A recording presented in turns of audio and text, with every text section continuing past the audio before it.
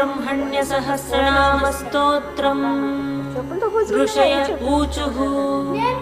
सर्वशास्त्रार्थतत्त्वज्ञ सर्वलोकोपकारक वयं चातिथयः प्राप्ता आतिथेयोऽसि सुव्रत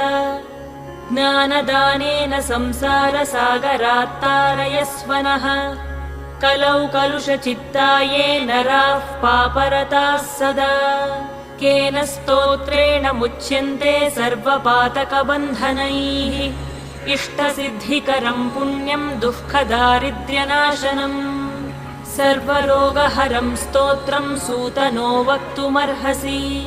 श्रीसूत उवाच शृणुध्वं ऋषयः सर्वे नैमिषारण्यवासिनः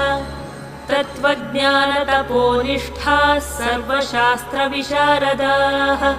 स्वयंभुवा पुरा प्रोक्तं